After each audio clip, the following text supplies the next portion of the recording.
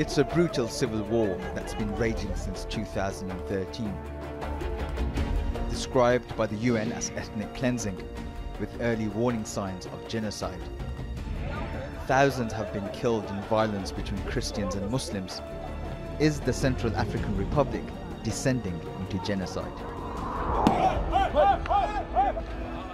A country mired by civil war. It began when the mainly Muslim Seleka militia group toppled President Francois Bozize in 2013. They took power in what is a majority Christian country.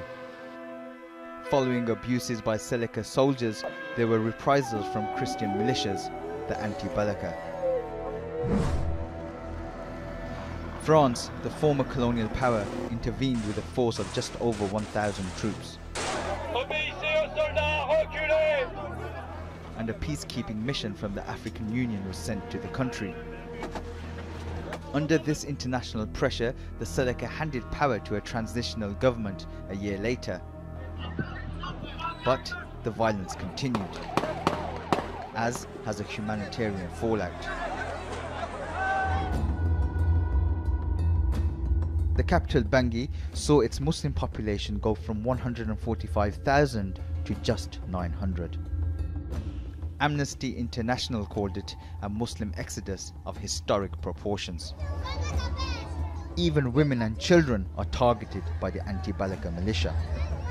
The United Nations said there was ethnic cleansing of the Muslim population, and it constitutes a crime against humanity. Militias have splintered in different parts of the country, making the situation for civilians even more perilous than before. And the UN has come under intense pressure after allegations their peacekeepers sexually abuse children. We're talking about some of the most egregious forms of sexual violence that exist. We're talking about 13-year-old, 14-year-old girls being gang raped by UN soldiers in uniform, with the blue helmet, with their guns.